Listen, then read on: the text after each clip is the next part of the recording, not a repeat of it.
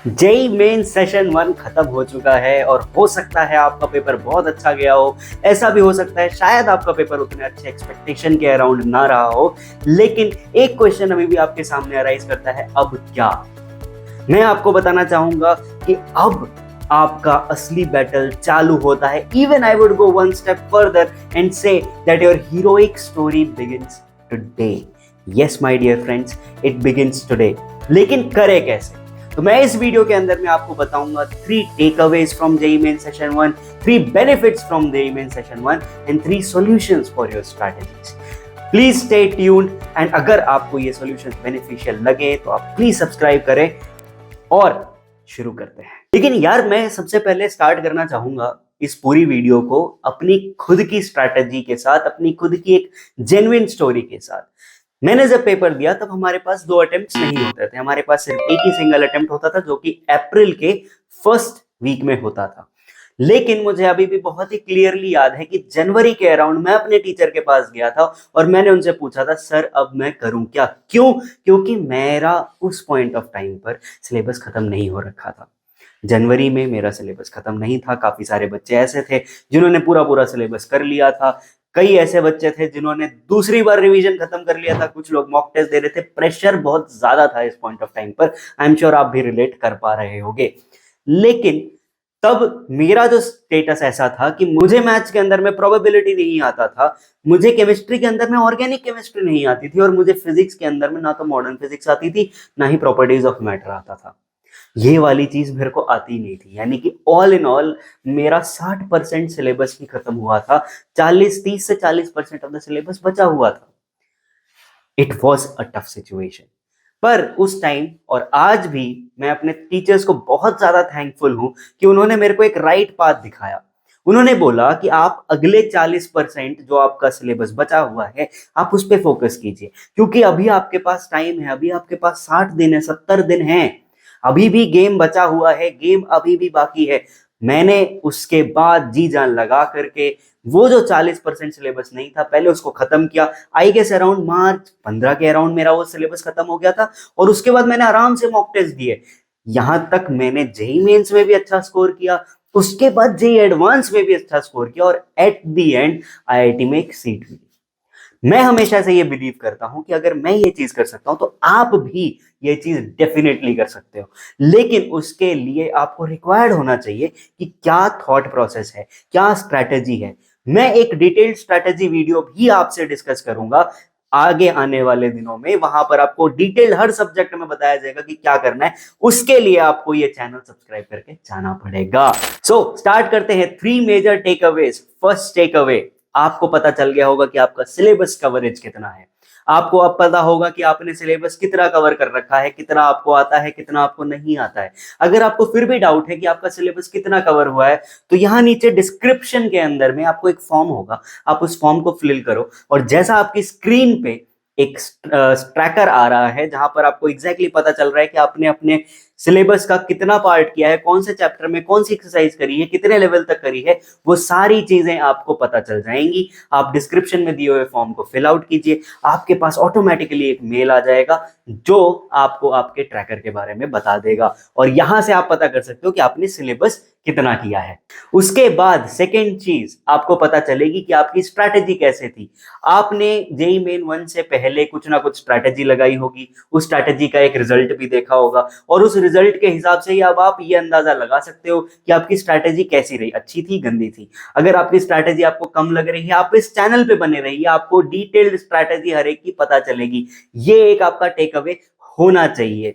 तीसरा take away, आपको पता चला होगा कि आपका लेवल क्या है। लेवल कहने का मतलब कई बार हमें लगता है कि हम बहुत बड़े स्टड हैं, हम ये कर देंगे, हम वो कर देंगे, but at the end of the day JEE main का पेपर देने के बाद आपको आपकी सच्चाई पता लग गई होगी। या ऐसा भी हो सकता है आप काफी अंडर कॉन्फिडेंट होगे, अंडर द रेडार परफॉर्म कर रहे होगे, पर जेई मेंस में आपने अपनी एक्सपेक्टेशन से भी काफी अच्छा परफॉर्मेंस दे दिया है, तो अब आपको अपना लेवल भी पता लग गया होगा। 3 बेनिफिट्स जो आप जेई मेन सेशन 1 से ले जा सकते हो, उसमें से सबसे पहला बेनिफिट है आपका मोमेंटम। इस समय आपका मोमेंटम काफी अच्छा चल रहा है, आप पढ़ना चाहते हो, आप पढ़ाई के लिए काफी अच्छे से एग्रेसिव भी हो, आपकी सिटिंग बनी हुई है और इस सिटिंग को ही आपको आगे कंटिन्यू करना है। कई बार मैंने बच्चों के साथ ऐसा देखा है कि वो जेई मेन 1 के बाद थोड़े से लेथार्जिक हो जाते हैं, चिल हो जाते हैं। वो चिलनेस आपको नहीं लानी है, आपको जेई मेन 1 के बाद रिलैक्स नहीं करना है यार, अभी जर्नी बची हुई है, अभी भी लड़ाई चालू हुई है, अभी लड़ाई आगे कंटिन्यू करनी, फोड़ना है यार हमें। इस फोड़ने वाले जज्बे को आपको कंटिन्यू करना है। आपका सेकंड मेजर बेनिफिट होगा आपकी सीरियसनेस। जेई मेन ने हमको हिलाया तो है, हमको अपने टोज पे खड़ा तो किया है, इसने हमको सीरियस तो बनाया है। इस सीरियसनेस को अपना एडवांटेज बनाएं, इस सीरियसनेस को अपने लिए पुश करना सिखाएं और इस सीरियसनेस को ही आगे कैरी फॉरवर्ड करें। आप अप्रैल अटेम्प्ट का वेट ना करें, आप आज ही से ही ऐसा अज्यूम करें कि this is the end game, this is my final race and this is how I am going to crack it.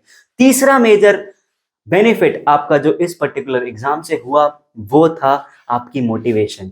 कई बार 2 साल जब हम प्रिपेयर करते हैं तो हमें लगता है यार क्यों करें, किस लिए करें, लिथार्जिकनेस आ जाती है, थोड़े से नॉन सीरियस हो जाते हैं, थोड़े से हम काफी सारे फैक्टर्स, रिजल्ट नहीं आ रहा है, ये नहीं हो रहा, वो नहीं हो रहा, इस चक्कर में हम थोड़े से बैकफुट पे होते हैं।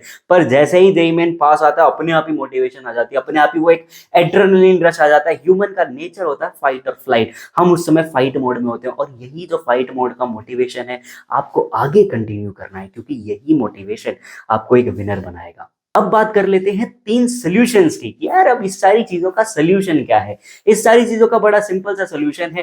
पहला सॉल्यूशन आपके लिए होगा कि आप अपनी स्ट्रैटेजी को रिविजिट करके, री एनर्जाइज करके रिफॉर्म कीजिए। मैंने मेरे वेबसाइट पर जो एक स्ट्रेटेजी सेशन लिया था उसमें एग्जैक्टली बताया था कि यार इस बार मैथ्स में, कैलकुलस में 45% का सिलेबस आएगा, फिजिक्स में, इलेक्ट्रोडायनेमिक्स से 45% आएगा और केमिस्ट्री में, ऑर्गेनिक केमिस्ट्री से 45% आएगा। और गजब की बात यह है कि तीनों के तीनों सही हुए, तीनों के तीनों आपके 40 से 45% का वेटेज रखते हुए आए हैं। तो इन्हीं तीनों को आपको फोकस करना है। अब यार यहाँ पर मैं आपको थोड़ा सा टाइम लेना चाहूंगा और मैं आपको बताना चाहूंगा कि अगर आप मैथमेटिक्स के अंदर जेईई मेन और जेईई एडवांस लेवल में इस समय कोई भी क्रैश कोर्स या कोई भी रिवीजन कोर्स ढूंढ रहे हैं तो vsh7.com is a great solution for you. यहां पर एक डिटेल्ड तरीके से 5 लेयर्स में आपका मैथ्स, जेईई मेंस का और जेईई एडवांस का कवर कराया जाएगा। साथ ही के साथ बोर्ड्स के भी कुछ कोर्सेज हैं, वो भी आप विजिट कर सकते हैं, पर मैं यहाँ पर सिर्फ जेईई मेंस के बारे में बात करूंगा। 5 लेयर्स कैसे? सबसे पहले full theory class with questions, दूसरी क्लास मोस्ट इंपॉर्टेंट क्वेश्चंस की, तीसरी क्लास एडवांस लेवल क्वेश्चंस की, चौथी क्लास इन चैप्टर टेस्ट और पांचवी सेशन में आपको सारे मॉक टेस्ट करने का मौका मिलेगा। There are 10 mock tests of JEE Mains and 5 mock tests of JEE Advanced, along with specific theory related content for JEE Advanced and theory related content for JEE Mains. JEE Mains होने के बाद भी JEE Advanced की extensive classes, advanced level of content मैं आपको खुद कराऊंगा और मैं आपको आपकी ड्रीम तक पहुंचने में आपको मदद करूंगा। The link is in the description, you can go ahead and enrol. 50% of भी चल रहा है, थोड़ा तो बचा सकते हैं। सेकेंड सॉल्यूशन यहां पर आपका होना चाहिए सिलेबस का कवरेज। आपको इस समय कई लोग बोलेंगे मॉक टेस्ट दो, मॉक टेस्ट दो, मॉक टेस्ट दो, मॉक टेस्ट दो। गांधी जी के तीसरे बंदर की तरह बनना है, बातें नहीं सुननी। आपको सबसे पहले यार सिलेबस कवरेज पे फोकस करना पड़ेगा। एक सिंपल सा थंब रूल होता है, वो थंब रूल ये होता है कि अगर आपने 70% ऑफ द सिलेबस नहीं किया है आपको मॉक टेस्ट नहीं देने हैं। The moment you can complete 70% of the syllabus you are entitled to give a mock test. आपको ये सिंपल लॉ फॉलो करना है। जब तक आप 70% सिलेबस तक नहीं पहुंचते हैं आप मॉक टेस्ट मत दीजिए। आपका टारगेट ही नहीं होना चाहिए mock test at least in the month of फरवरी में कोई मॉक टेस्ट देने की जरूरत नहीं है। आप आराम से अपने सिलेबस को पूरा कीजिए, रिवीजन कीजिए, अच्छे से फोर्टिफाई कीजिए और उसके बाद तो हम मॉक टेस्ट करेंगे ही करेंगे। अगेन मॉक टेस्ट मैं आपको खुद करा दूंगा, 10 mock test, most relevant mock test. हमने इस बार भी जेईई मेन 1 के पहले भी मॉक टेस्ट करवाए थे और वो मॉक टेस्ट में सभी का रिव्यू ऐसा था कि उस मॉक टेस्ट से एज इट इज 4 से 5 क्वेश्चन हर शिफ्ट में आ रहे हैं, तीनों सब्जेक्ट्स मिला करके। तो ये काफी बेनिफिट होगा। थर्ड, एक दुविधा होती है 12th वाले जो बच्चे हैं जो अभी फ्रेशली जेईई मेंस दे रहे हैं उनके लिए बड़ी दिक्कत होती है, क्योंकि अब उनके प्री बोर्ड के प्रैक्टिकल, बोर्ड के प्रैक्टिकल आ जाएंगे, बोर्ड के एग्जाम्स आ जाएंगे। मैं आपको एक सीधी सलाह देना चाहूंगा यार, बोर्ड के एग्जाम को और जेईई मेन को अलग अलग समझने की गलती मत करना। अगर आपने इन दोनों को अलग अलग समझा, आप अपना टाइम वेस्ट करोगे। आप इन दोनों को सेम समझिए, सेम तरीके से तैयारी कीजिए। आप जेईई मेन की तैयारी कीजिए, 12वीं का सिलेबस करिए, 12वीं की जेईई मेन की तैयारी कीजिए, आपका बोर्ड अपने आप हो जाएगा। बोर्ड के कुछ मॉक टेस्ट दीजिए, जेईई मेन के साथ तैयारी कीजिए, अच्छे लेवल की तैयारी भी होगी, बोर्ड भी अच्छा होगा, सभी खुश।